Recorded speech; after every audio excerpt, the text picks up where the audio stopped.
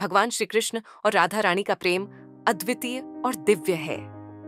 ये प्रेम केवल सांसारिक प्रेम नहीं, बल्कि आत्मिक प्रेम का सर्वोच्च उदाहरण है। परंतु इस प्रेम कथा में एक ऐसा रहस्य छिपा हुआ है जिसे बहुत कम लोग जानते हैं। राधा रानी का शतवर्ष का शाप। आखिर क्या था यह शाप? क्यों राधा को श्री कृष्ण से वियोग सहना पड़ा? इस अद्भुत कथा को विस्तार से जानते हैं। श्री कृष्ण और राधा रानी की पहली भेंट ब्रज में हुई थी। बचपन से ही राधा कृष्ण की बांसुरी की धुन पर मोहित थीं। वृंदावन की गलियों में जब श्री कृष्ण अपनी बांसुरी बजाते तो राधा रानी उस संगीत में खो जाती। दोनों की प्रेम कहानी एक आत्मिक प्रेम की पराकाष्ठा थी, परंतु नियति को कुछ और ही मंजूर था। एक भविष्यवाणी ने इस दिव्य प्रेम के मार्ग में अवरोध डाल दिया।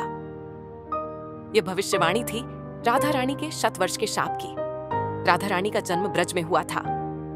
जब वे इस धरती पर अवतरित हुईं, तब उन्होंने अपनी आंखें नहीं खोली। उनके माता पिता परेशान हो गए कि आखिर राधा अपनी आंखें क्यों नहीं खोल रही हैं। ब्रज के संतों और ऋषियों ने बताया कि राधा केवल तभी अपनी आंखें खोलेंगी जब वे पहली बार श्री कृष्ण के दर्शन करेंगी। जब श्री कृष्ण का जन्म हुआ और वे बाल रूप में राधा के समक्ष आए, तभी राधा ने अपनी आंखें खोली और पहला दर्शन भगवान श्री कृष्ण का किया। यह संकेत था कि राधा और कृष्ण केवल इस धरती पर प्रेम की परिभाषा गढ़ने के लिए आए थे। राधा का शाप और कारण एक दिन श्री कृष्ण और राधा रासलीला में मग्न थे।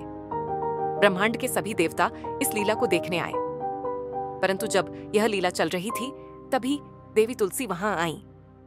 देवी तुलसी, जो भगवान विष्णु की परम भक्त थीं, वे श्री कृष्ण और राधा के प्रेम को देखकर विस्मित हो गईं। उन्होंने सोचा कि यदि राधा और श्री कृष्ण इस तरह प्रेम में लीन रहेंगे तो संसार की भक्ति और धर्म कैसे आगे बढ़ेगा। तुलसी माता ने राधा को शाप दे दिया, हे राधा, तुम्हें श्री कृष्ण से वियोग सहना पड़ेगा और अगले 100 वर्षों तक तुम श्री कृष्ण से अलग रहोगी। इस शाप को सुनकर वृंदावन में शोक छा गया। राधा रानी का हृदय टूट गया। श्री कृष्ण ने तुलसी माता से इस शाप को हटाने का निवेदन किया, परंतु उन्होंने कहा कि यह शाप तभी समाप्त होगा जब राधा श्री कृष्ण के बिना भी अपने प्रेम की अनुभूति करेंगी। शाप के प्रभाव से राधा और कृष्ण का मिलन असंभव हो गया। श्री कृष्ण ने मथुरा जाने का निर्णय लिया और राधा ने वृंदावन छोड़कर तपस्या शुरू कर दी। उन्होंने अपने भीतर कृष्ण को महसूस किया। इन 100 वर्षों में श्री कृष्ण द्वारका में राज्य कर रहे थे। उन्होंने रुक्मिणी और सत्यभामा से विवाह किया, परंतु उनके मन में हमेशा राधा की यादें बसी रहीं। उधर राधा ने स्वयं को श्री कृष्ण में विलीन कर लिया। उन्होंने किसी से विवाह नहीं किया, किसी से कोई संबंध नहीं रखा। वे केवल श्री कृष्ण की भक्ति में लीन रहीं। 100 वर्षों के कठिन तप के बाद श्री कृष्ण स्वयं राधा को लेने वृंदावन आए। यह दृश्य अत्यंत दिव्य था। जैसे ही राधा और श्री कृष्ण का मिलन हुआ, पूरी सृष्टि में आनंद छा गया। देवताओं ने पुष्प वर्षा की। राधा ने श्री कृष्ण से कहा, हे कान्हा, अब मेरे मन में कोई वियोग नहीं है, क्योंकि मैंने इन 100 वर्षों में यह समझ लिया कि प्रेम का असली रूप केवल एक दूसरे के साथ रहना नहीं, बल्कि एक दूसरे में विलीन हो जाना है। राधा और श्री कृष्ण का यह अंतिम मिलन था।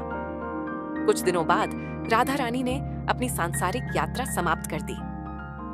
कहा जाता है कि जब श्री कृष्ण ने अंतिम बार राधा को देखा, तब उनकी आंखों से आंसू छलक पड़े। राधा का महाप्रयाण अद्भुत था।